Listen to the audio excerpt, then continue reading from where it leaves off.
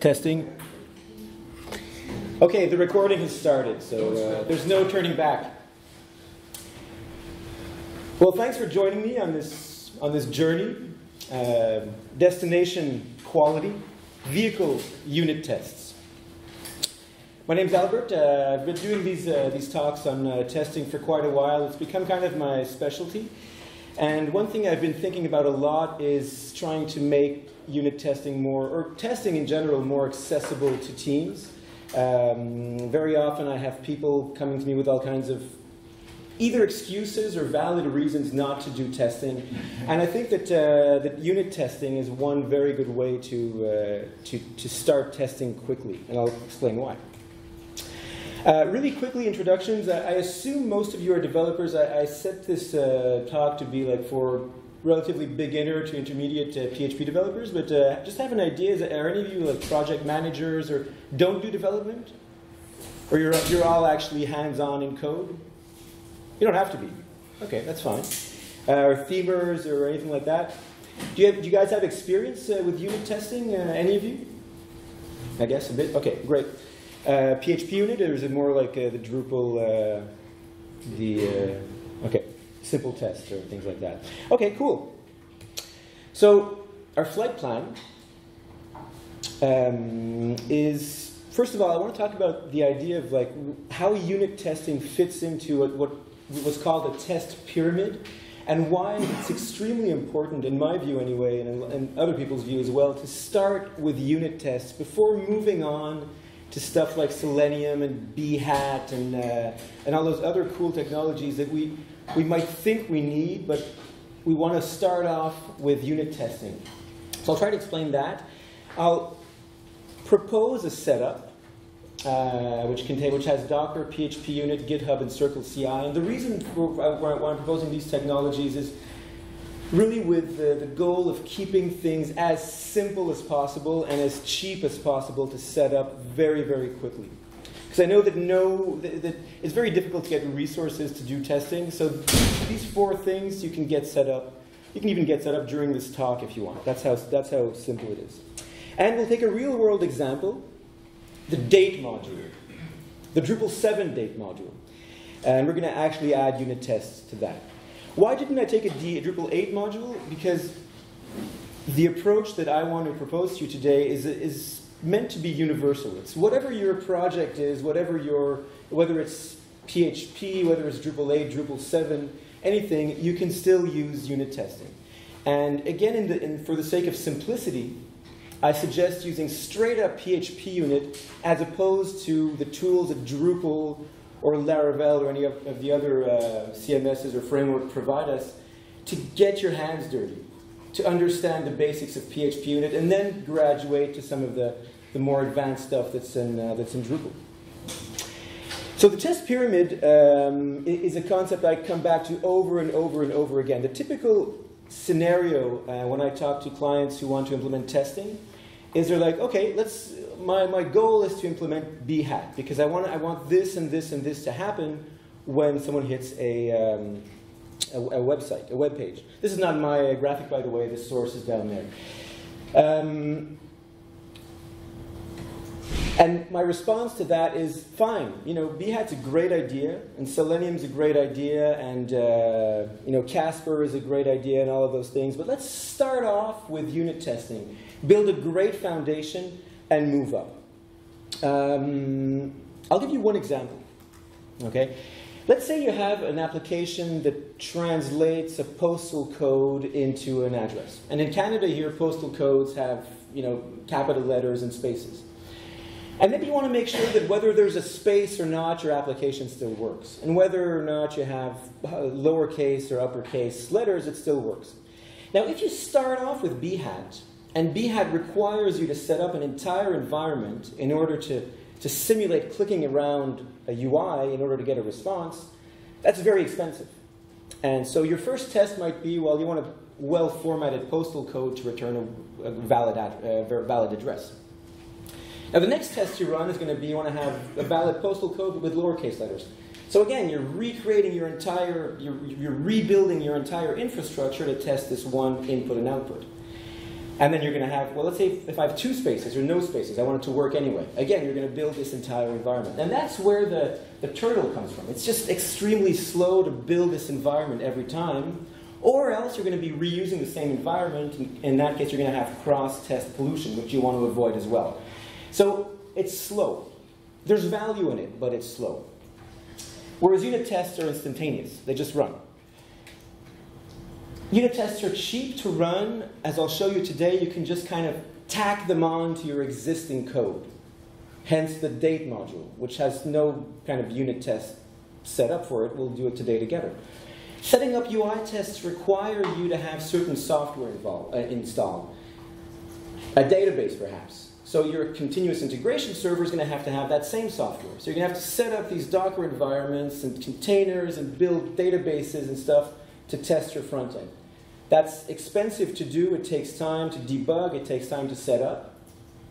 And it takes time to maintain.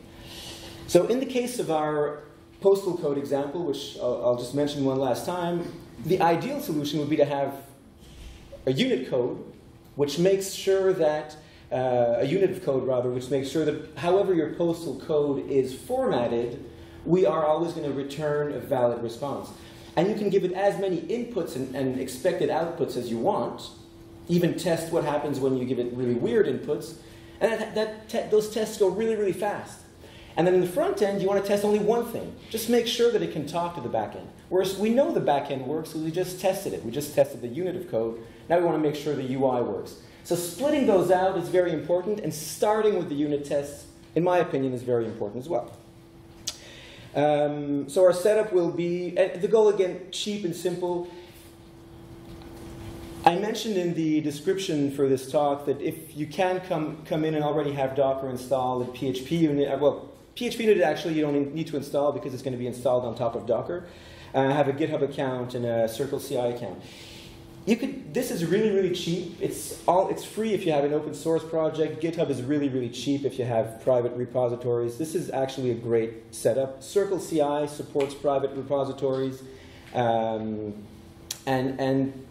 if you use unit tests, so fast tests, you don't need the advanced Circle CI functionality that you have to pay for.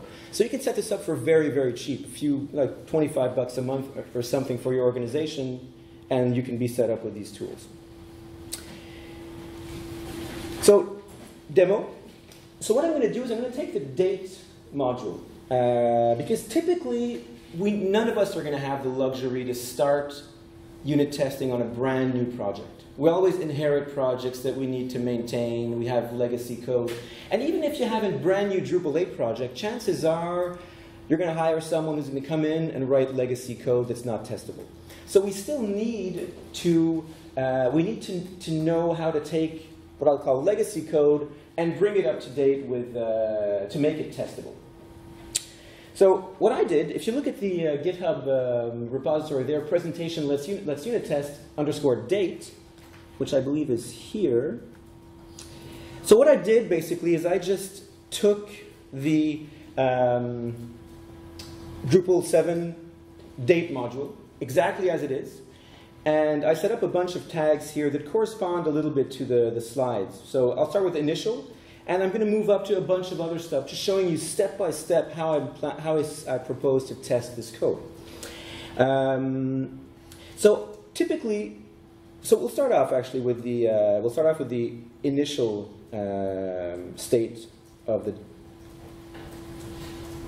git checkout initial. Okay, so this is the date module. This would be corresponding to a project that you would need to be unit testing. And I'm going to give you one specific example. It's this function date.theme, which is the theme _ date display combination function, which has a lot of, it's like something typical you'd find in a project. It mixes up concerns, it does logic, and it also does presentation, and it has, in this case, 180 so lines of code. So this is a typical function you'd find in a project. You're like, okay, how do I unit test this 180 line long function that has 5,000 execution paths and it calls external functions and things like that? And that's what we're going to be doing today. By the way, I don't mean to diss the maintainers of date. I think we've all written code like this. I know I have, probably even worse. The date module works very well. So it's not because code is legacy code that it doesn't work. It's just not testable. And as soon as we decide that it's a priority for us to test this code, we need to change it. So there's no disrespect or criticism of the code, the underlying code. At the time, that was what felt best, and that's fine. So, if we move on to the initial -test tag of our clone of the date module, we're going to do the first thing that's necessary in order to unit test code. That is, we're going to surgically remove parts of that code that we want to test. So there's no way we're going to test this 200-line long function. We need to remove stuff from it. And let's see exactly how that looks. All right, so here I have a diff of the initial tag and the initial -test tag. So basically what we're doing, this here you see in red is, well, red, let's say pink. It's part of that huge 200-line long function. And let's say for sake of argument that this specific switch statement is what we want to test, right? There's no way of testing it within that function, so we need to extract it. Don't change it yet, even if your task is to change it eventually. Start by testing it, change it after. So what I'm doing here is I've taken that code away from here, and I put it in a start end date method in a class I call date manipulator, and I'm calling that specific method. So my 200-line long function has the same behavior as it had before, but this part we want to unit test is elsewhere. Where do I put it? I put it in a class that I call date manipulator, and I just put it in a start end date function. And that's basically it. So until now, all we're doing is we're taking functional code, procedural code rather, not functional code, that's something else, procedural code and moving it to objects. Now, it's easy for us to test this stuff. So all of this PHPUnit XML stuff you can take a look at, that's boilerplate. The test.sh here is basically calling PHPUnit. Now, it's calling PHPUnit in a specific way that's different than what you might be used to. Instead of calling PHPUnit directly, we're calling docker run PHPUnit, and we're sharing the current directory as a volume. So I'll invite you to take a look at that and actually run this code on your computer. All you need to install is Docker. You don't need to install PHPUnit or anything else. As soon as you have Docker installed, it knows where to get PHPUnit and to do everything. So the basic idea here in all our testing, and this is going to apply even to projects where you've done unit testing and you've moved on to JavaScript testing and Behat and so on, everything is done within Docker containers. So there's no need to install specific versions of specific software on your computer and on your CI environment and to keep those synced. Everything is done within Docker and is referenced within your code base. So here's the test that corresponds to the start end date function. So you'll notice that PHPUnit has a few kind of conventions. The first is if I'm testing methods in a class, I'm going to call my testing class, whatever the name of that initial class is, and then with the word test in it. I'm going to, my methods that actually test methods in my original class are going to start with the word test. So all the other stuff, all the other stuff up here you can actually copy paste from this repo. So what am I doing here? I'm basically creating a new object type date manipulator. I'm calling start end dates, and I'm asserting that the output of that method is actually corresponds to what I'm expecting up here. So it's pretty simple. This is a pure method, and I can actually run this here. So I'll call test. Wait a second here. Oh, this is not. Oh, yes, it is.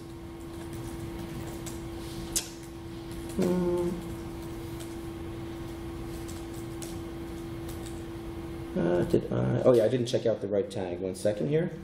Initial test. There you go. So I can actually run this, and PHPUnit is going to run, and you're going to see that this actually spins up a container, and it happens in less than 1 second. So of course, the first time you do this, it's going to fetch the container from the Docker repository, but once that is in cache, you can run PHPUnit directly on your computer as fast as if it were locally installed. Let's see what happens when we actually make this fail. So I'm going to go back to my test here, or my date manipulator class, and I'm going to say, well, let's say that this returns something else, that this actually fails for some reason. And I'm going to rerun my test, and there's going to be an error, and it's going to give you the names of the lines and so on where that error happens. So as soon as something changes in your function, you know about it.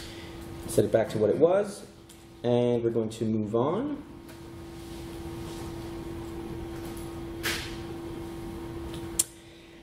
Okay, so running tests on a CI server, I'll check out my CI tag.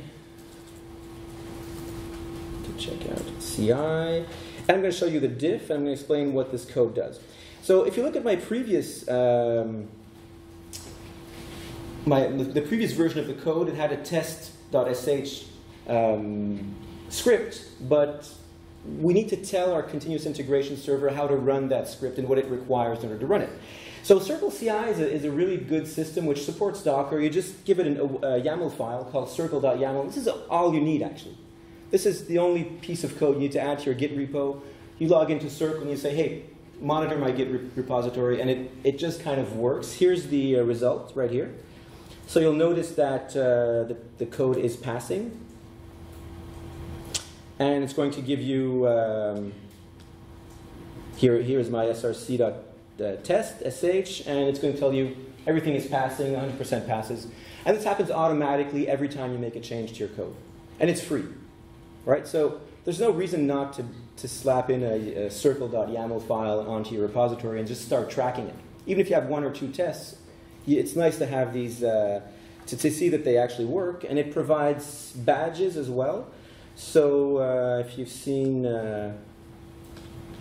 these little green things here pass, that means that the latest version of my code is passing on CircleCI. It fetches an image from CircleCI that says passed based on what my project is, and you can fetch that from CircleCI. So as soon as you go and look at your code, you can have access to that or embed it anywhere you want, except on Drupal.org, which doesn't support external images.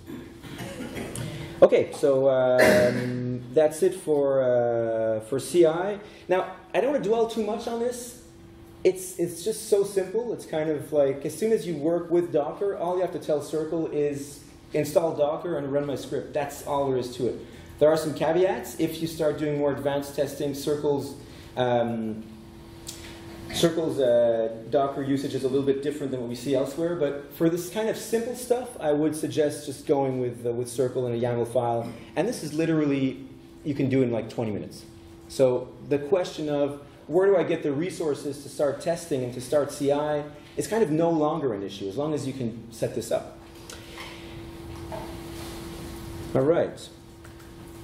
So CI.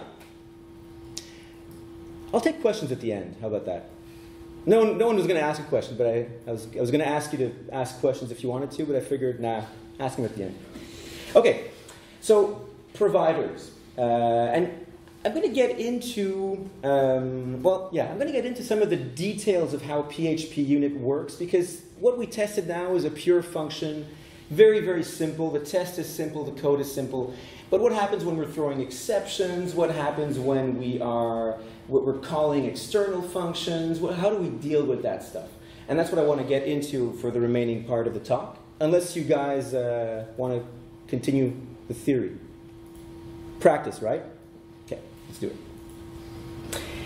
Okay, so I'm going to go to my provider tag, and quickly, the idea of providers is to separate within your tests, and this is very, very powerful, the input and output data sets and the actual testing code itself. Now, let's go back to our test here. Now, we note that we have the input is value, the dates, and we have an expected output. Now, imagine if we have to give it several sets of inputs, several expected outputs, if there's like 5, 10 of these, we're going to have for each statements. We're going to have like the code's going to become ugly very quickly. And PHPUnit has a very good solution to that, which is called providers. So the tag here is provider. I'm going to show it to you right now. Yeah, here it is. So take a look at this div here, test start end dates, which was just running my test. With providers, what we're doing is we're passing data to the test runner, what the value is, what the inputs are. In this case, value and dates are both inputs, and what the expected output is. Up here in data provider annotation, we're saying, well, where does this information come from? Well, it comes from a method called provider start end dates. And that provider start end dates method, its only job is to provide, hence its name, the input and or the arguments which are required by the test runner. So we're splitting out the test logic from the test data. And I'll show you how powerful that is with my next diff here, which is the provider multiple. So as you can see, very easily, I can add a bunch of different sets of data to my provider without my test method ever being touched. And that's powerful because you can have tens of these. You can modify them as you want, and it really kind of cognitively splits stuff out. Let's see how this works. Provider multiple. Okay, so if I run src.test.sh, so everything works. Let's see what happens when it doesn't work. So here's my provided data. So let's say here, for example, I'm passing it whatever instead of first, right? This should fail. Notice I haven't touched my test code or my initial code. I'm only testing my provided data. And in theory, this should fail. And in fact, it does fail. And it tells you exactly with what data at which point it's failed, and it gives you the line number of the code where it's failed. So providers, I recommend you use them for all but simple tests. Okay, moving on.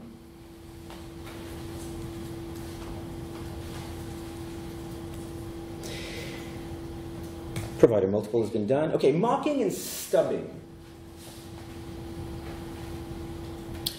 Very quickly, you're going to realize that developers don't tend to write a lot of pure functions.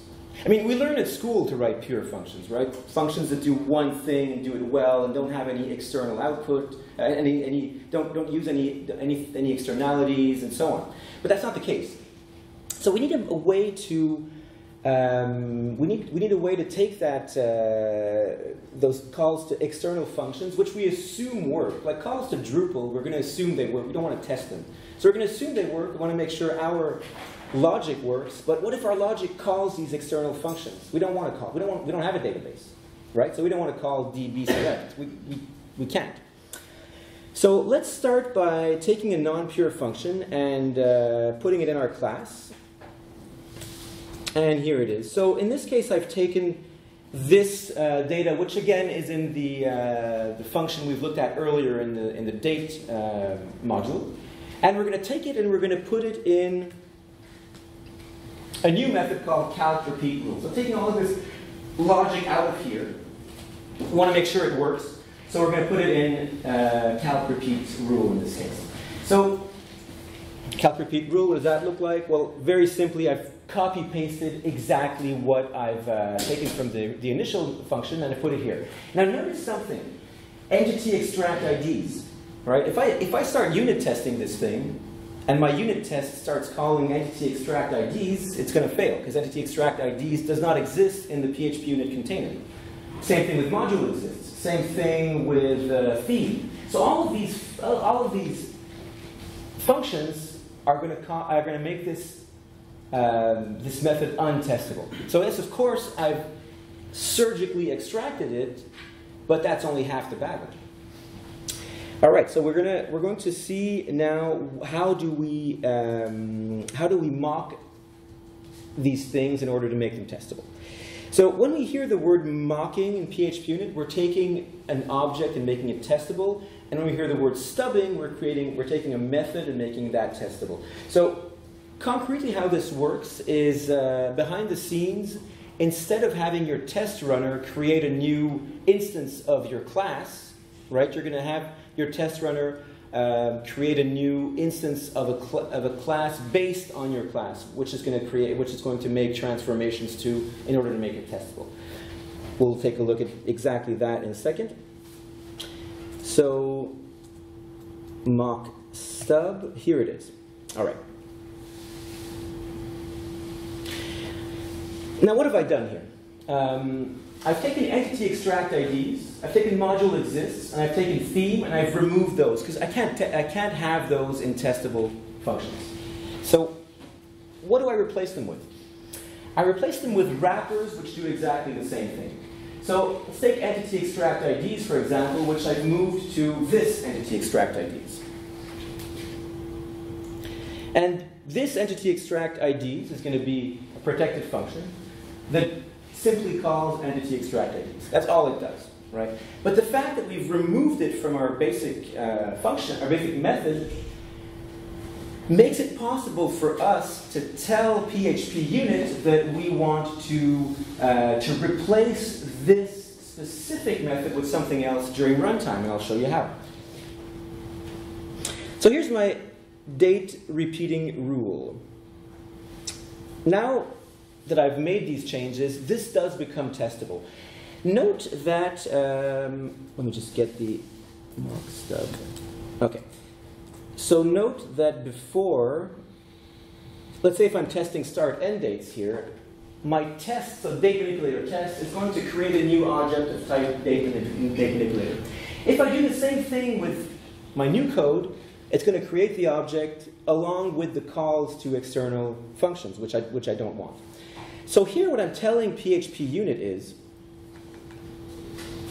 so this is seems long and convoluted, but it's once you get your head around it, it actually makes a lot of sense. So what am I doing in this code here? I'm creating an object, but instead of creating an object using the new keyword, so object equals new date manipulator, what I'm saying is get a mock of date manipulator. Get a class that's like date manipulator, but that has some differences.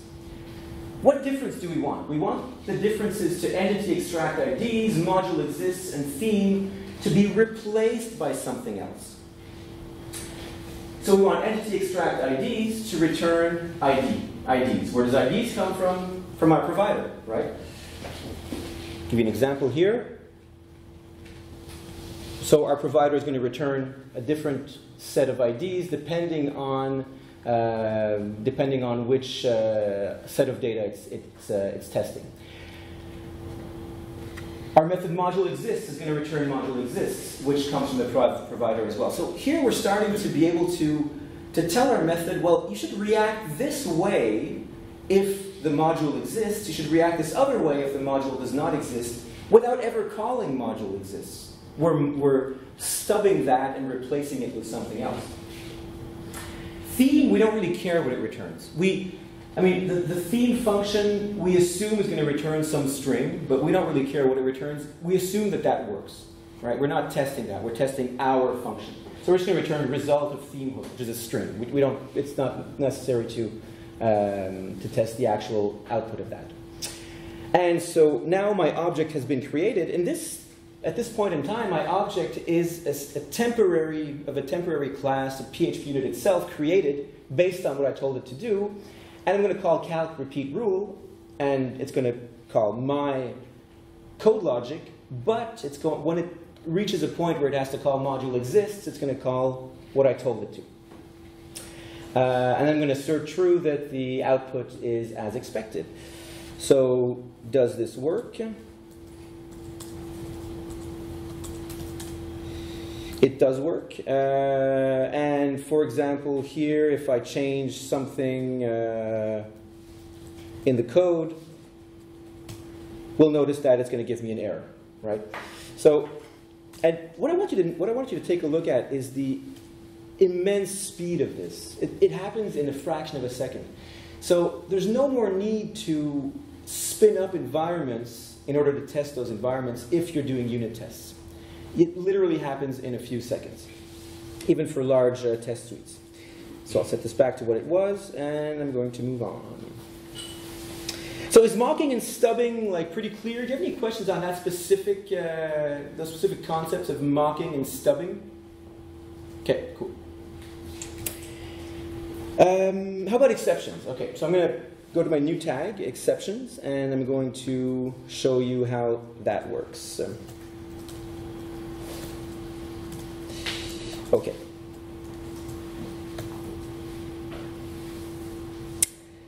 So let's say that now my client says, well, you know, we're getting these weird situations where, you know, during the theming process of dates, sometimes the entity type is empty. And I want you to catch that as an exception, throw an exception, and we'll handle it. So now that calc repeat rule is in its own function, I can very easily add something like this to my code. So entity type cannot be null. Great. Perfect. So now, how do I test that that exception is actually thrown if we are passing it an entity type of an empty string or not? So this diff is actually very small. I added a new test function. So again, beginning with lowercase test, meaning that PHPUnit is going to call this. In this case, I can create a new date manipulator. I don't actually need to mock any of the, or to stub out any of the other methods. And I'm going to call calc repeat rule with an empty string as an entity type. Now before I do that, I'm going to say, well, expect that an exception is going to be thrown sometime in here. Let's see how that works.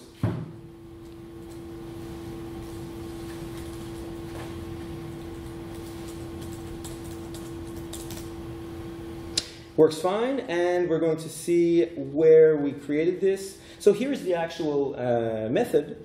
If I remove the expect exception line, what's going to happen? I'm going to run my test, and it's going to say, well, sorry, our test is failing because an exception was thrown. In this case, entity type cannot be null. But I want the exception to be thrown, so hence this expect exception. And by the way, when we graduate to use the Drupal 8 testing framework, it's all based on PHPUnit. So you can use all of these notions with classes, test classes in Drupal 8, which are based off of this.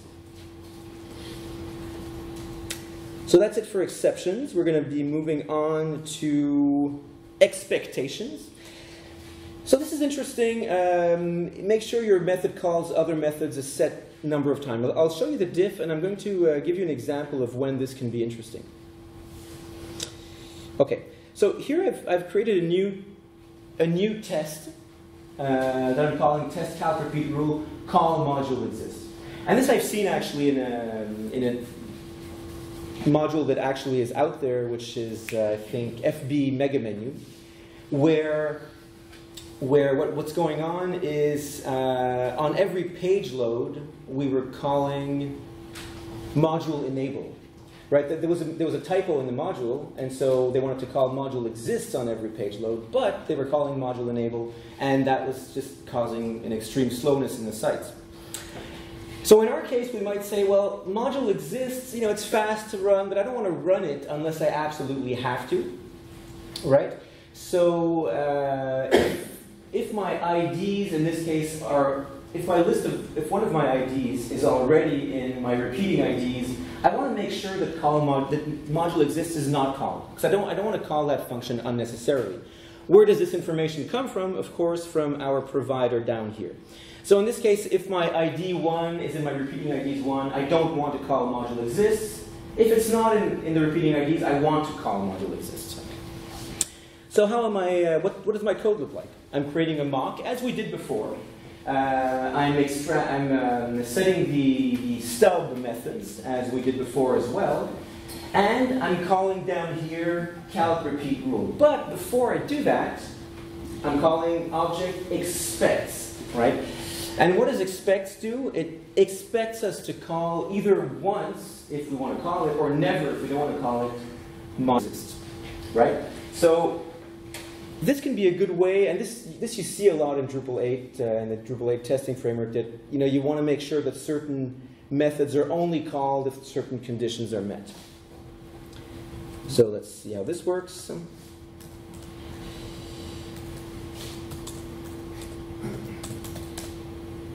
And this works fine. Let's actually go and simulate a problem with this. So let's say that we, for some reason, somebody at some point decides to refactor this code or to change this code and to basically call module exists at the very beginning of the call. So there you go.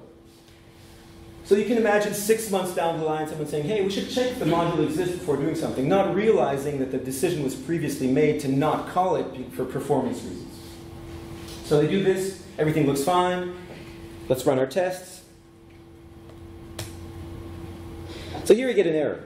In fact, you get a bunch of errors. But the point being that, here's the error we actually want. Module exists was not expected to be called. So you know exactly what's going on as soon as you run your test. So expectations. Okay, moving on. So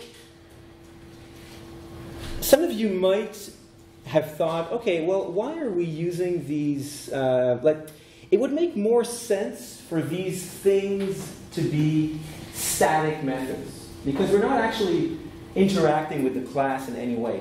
And it turns out that static methods are just not testable by PHPUnit. PHPUnit needs to be able to override methods and switch them around and things like that. So the way around that I suggest is to use the singleton design pattern, which I'll show you in a second. So the singleton design pattern basically tells us, make sure that the construct method of your class cannot be called from the outside. So it's impossible to create a new date manipulator. The only way to get one is to call a specific method called, I can call it instance, and I'll say if we have an instance, return it. If not, create one. So this makes sure that only one instance of this class ever exists at any time. And how do you actually call this if you can't call new? You would call it with something like this, line 16 here. So date manipulator instance, and then you would run the code on that instance. So no static methods. We're going to be using this instead. This poses some problems for PHPUnit. When it tries to create its mock objects, it's going to complain that it can't create the object because the constructor is protected. So we're basically going to just tell PHPUnit to disable our original constructor, and that's that. So basically, relatively simple stuff. So every single call to new date manipulator, both in our test and in our code, are going to be replaced by this idea, the singleton. I think there's different ways of implementing the singleton idea, but this is one of them.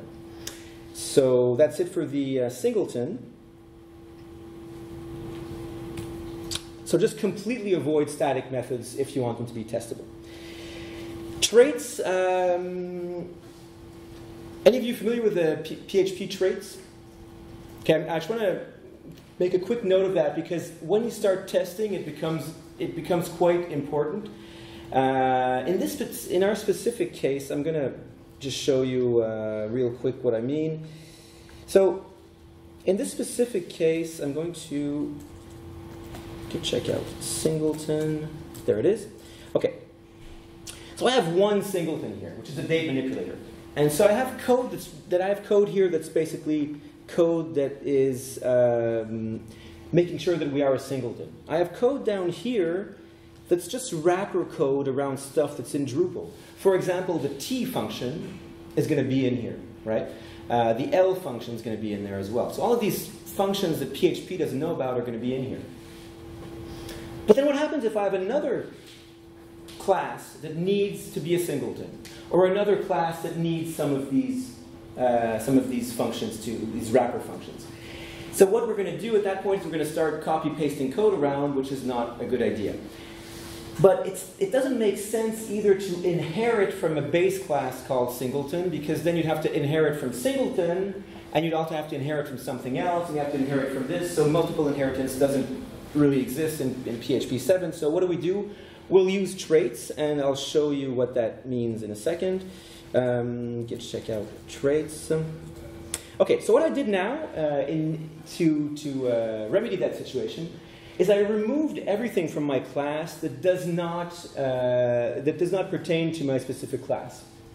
So the singleton code, all of the wrapper functions, and I'm basically stating up here, use Drupal and date environment trait, date singleton trait. And what are these traits here? The date singleton trait is basically provides the code that makes sure that we're a singleton, and the environment trait, which can be reused across all of our classes, just makes sure that we have wrapper functions around code that our module is using in Drupal. And the only difference with a class here is you're going to use a keyword trait instead of class, and it just works starting with PHP 5.4, I believe. So it's super useful if you're going to be reusing this code and it doesn't make sense to be using inheritance. And I found that this does work especially well for unit testing because this is the type of code we need to reuse across all of our classes, like especially the T function and all those other functions that Drupal uses. All right, so that's it for traits. I have a few more minutes. I'm going to just look at auto-loading really quickly. I'll start by taking a look at our date manipulator test here.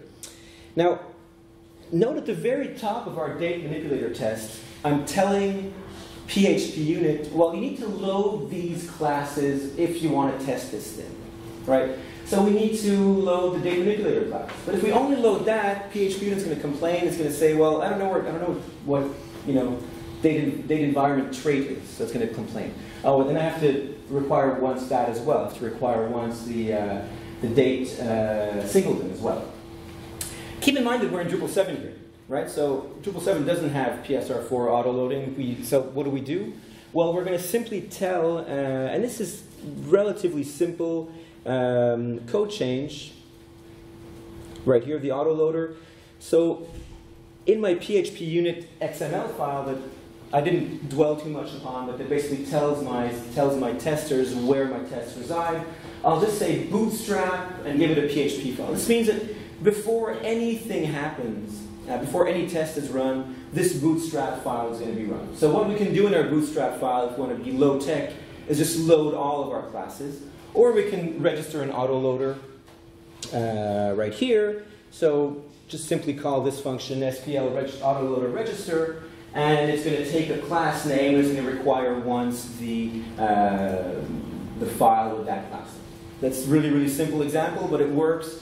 And you can also use Composer for that or whatever. But this is something that I find that works really well for me. Just keep it simple and make sure that you don't need to actually load those manually. And of course, my diff contains this nice change, which is to remove the requirement of requiring the code.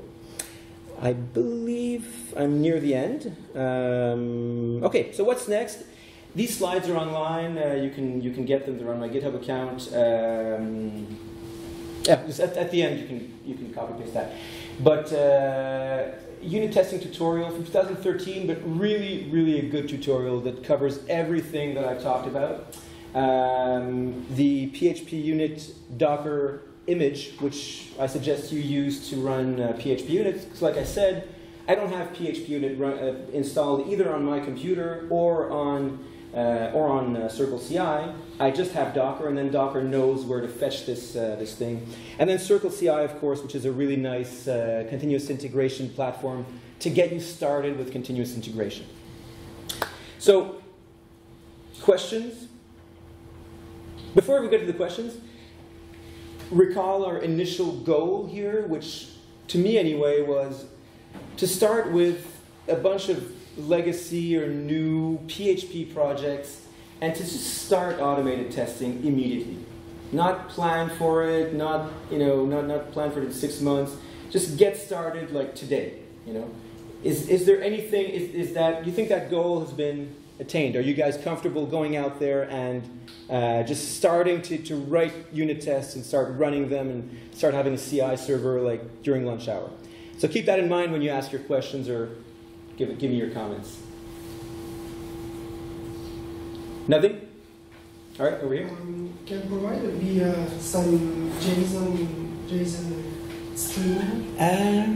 Well, it could be in the sense that PHP would have to then load it. Yeah, sure it could. I mean, you'd have to have your provider load the JSON stream and un-JSONize it and give it back. Yeah, sure. That's not a bad idea, actually. Cool. Anything else? All right. Well, let me ask you this: how many of you feel that you're more able now to actually go out and get value out of PHPUnit than you were at the beginning of the talk? Okay, a few people. That's pretty good. Everyone except Rupali. I have a question. Yeah, go ahead. You said that you should prefer using code PHPUnit rather than the simple test or anything with. Yeah, correct. With CMS. Why did you say so? Because they change. Well, it's my personal opinion. So, I mean, of course, if you're comfortable going out and using, let's say, kernel tests, do it. But my personal experience is it's going to work well on someone's machine, and then they're like, oh, it doesn't work on Circle CI because they have to have a database. Okay, well, install a container with a database. This still doesn't work. Okay, well, install a container with a database and write some script to make sure that you wait 10 seconds or so for your database to be up and running. Okay, great. It still doesn't work. Why not? Well, because Circle CI doesn't support running exec on containers. Well, run RM on containers. So it just adds all of this overhead. And in my opinion, the reason a lot of people are using kernel test and web test base is because they didn't think of their code, or they don't feel comfortable using mocking and stubbing, right? So the kernel test that ships with Drupal 8 allows you to actually have a real database. Well, we know that the Drupal database works. Why are we testing that? But we're still testing it. So to me, that's a problem. And again, I have no issue with using Drupal kernel tests or Drupal web-based tests. The only thing I'm suggesting is that we start with our test pyramid. I'll just put that slide up because I like it. That we start being super comfortable with unit tests, have unit tests up in place, have a CI server that runs our unit tests, understand them, and then we're like, okay, but in this specific circumstance, it's easier for me to use,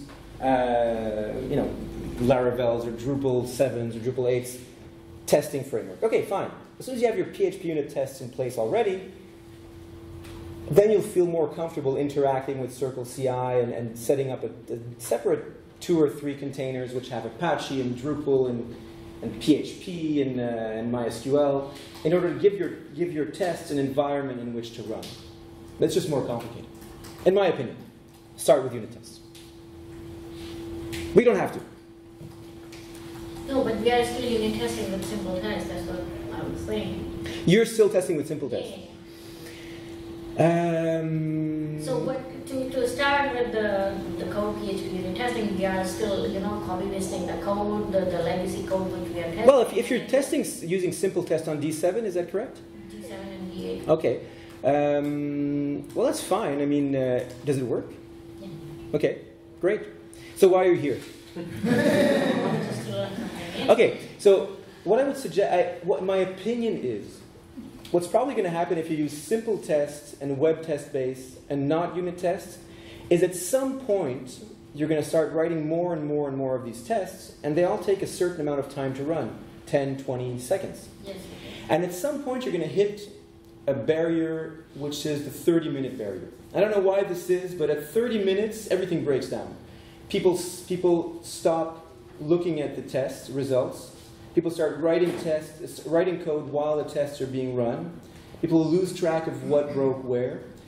And to avoid that, keep your simple tests suite small and increase your unit test suite to stay under that 30-minute mark. How long does it take for your tests to run? More than an hour. More than an hour. Well, there you go. So maybe your team is particularly astute and particularly has a good conception of the importance of tests and is willing to wait an hour. But when it gets to 2 or 3 hours, it's going to break down. And that's why I suggest stop writing, go back to my postal code example. If you want to make sure that a space is going to be interpreted as a non-space, there is absolutely no reason to do that using a real web browser and a headless thing and a database and all that. You can do that using unit tests. So they serve different functions. And in general, if your code is written with that in mind, you'll have more unit tests than web tests. You had a question? A bit related. Well, first was, have you contributed this back to date or to other projects, and what sort of, do you get pushback when you rearrange the code? Oh, I didn't, well, yeah, good question. No, I didn't actually, the date module is more of an example. I don't think I'm adding any real value to the date module by doing this, because that's been tested by the 10,000. Exactly, that kind of works. The reason, the situation where I try to do this is with clients normally, who come to me and say, hey, I have this code, everything works, but this small little thing here doesn't work. There's an extra dash. And then when you dig through the code, you're like, there's an extra dash, but this dash is generated in a 3-level down embedded for each loop in a 300-line long function. And that's where I would normally figure out exactly where it's at, extract that into its own function, and do this type of thing. I think for Drupal modules that are actually on Drupal.org, they tend to use simple tests more. And to me, it's not that big of a deal because they're not very complex. Modules tend to do a few things, do them well, and so simple tests and web tests are okay. And for me, maybe if I'm contributing new code, I'll try to put in some unit tests. But in the case of modules, I'll try to use the framework that's supported by Drupal instead of using unit tests. For clients, I'm going to go with unit tests. I don't know if tomorrow morning they're going to say, well, hey, we have this WordPress project too. Then I can just copy-paste this exact same solution to WordPress. Whereas what I can't do with the Drupal testing framework. And the follow-up was that, if you get tests in a contrib module, you do not run them as part of your own testing process for a second. Yeah, no, exactly. Yeah. So what I do is I always assume. I'm going to assume that if I've done my due diligence and I've decided to use a contrib module that has automated tests, I'm assuming that the maintainer of that module is running those tests and making sure they pass. So there's no reason for me to do that. I'm only running tests that, anything that has to do with Drupal, I'm not testing. I'm testing only the stuff that has to do with my custom code. Yes, here, sir. Your PHPUnit solution does not imply that you use it on Drupal. It's a solution that you can use for Symfony, whatever framework. Yeah, again, and probably there's some of you who are disappointed because this is a Drupal talk, and you're right, absolutely. A few years ago, I would come into a project and say, okay, here's the Drupal solution to do testing. At the time, it was simple test. Now it's PHPUnit with some other stuff on top of it. And it turns out that, well, that's great if you're actually developing Drupal. If you're a Drupal core developer, that's perfect, But if you're developing a client's code, to me I found that it made more sense to use this. It just makes the testing decoupled from Drupal. And to me that's a good thing. Because if they decide to switch to Laravel, a lot of these tests are still going to work. Right? There's no reason to use the Drupal testing framework. So you're absolutely right. And that was actually a conscious decision that I came to working with clients and implementing tests. And it also means that you can move, you can actually move the code out of Drupal. You can, just especially in the Drupal 8 world, you can put it in a package that's up on Composer that can be used by anything. And that's decouple the functionality from Drupal. That's a good point. I've never actually tried it, but if you push this to the extreme, it does make sense to have and actually what I'll show you something real quick. I know there's a question here, but I have a module. Well, I'll just tell you. I have a module called Realistic Dummy Content. It's on Drupal.org. And I was playing around with this concept of testing, like of abstracting out the CMS, and it turned out I was like, well, my code has a certain conception of what the CMS should do. So I took all of that conception, put it into an abstract class, and then concrete class for D8 and D7 and backdrop, and the exact same code can be run on all of those systems. So my Drupal 8 version and my Drupal 7 version of realistic dummy content are identical. They both have the .info and the .yml.info file, .info.yaml file in the repo, and they're identical. So that's pretty much like something. And then you can use PHPUnit to test any of this stuff because you no longer care about the Drupal infrastructure. Yeah. The code that we test is in the container where the unit test is installed. Yes, it's in the container. Yeah, absolutely. So I'll show you that real quick. So I know some of you have to leave. This talk's over. I don't mind staying, but if you want to walk out on me, that's fine. I'm going to show you where that's run. So Docker run PHPUnit basically runs the code, runs PHPUnit on a container. This is the part you're talking about, I think. Okay. So what this means is make a volume on the container called /app. And anything in that volume or in that directory should reflect exactly what's in the current working directory /src, which is what we want to test. So the container knows about our code because we're sharing it using the V flag in Docker. Did that answer your question? Yeah. Okay, cool. Thanks. So again, as I say, I'm willing to stick around, no problems. If some of you have more questions, some of you want to leave, don't be shy. Yeah? So you said that you created that module that can be like universal in the Drupal world. So that's, you coded that in PHP, right? So if you use the way that you're working your code can be transferred to, as I said, to any environment. So the only thing that you have to, if I'm following your solution, you can use like the way you're testing your code to create the plugin for WordPress or whatever. It can be universal. It's just that you just need to add few files. So that's exactly it. And I think that to get to that point, Drupal, that is not Drupal, but Docker is what I was going to say. Docker combined with PHPUnit, combined with GitHub, combined with Circle CI. Now that stuff is in place and stable, we can do that. A couple of years back, it was probably had to do with also my knowledge of this stuff. It was I found it a lot harder to kind of get a solution in place. Now it just kind of works. So yeah. All right, thanks guys. So just hit me up if there's anything else you want to know. And I hope that this has been useful to you.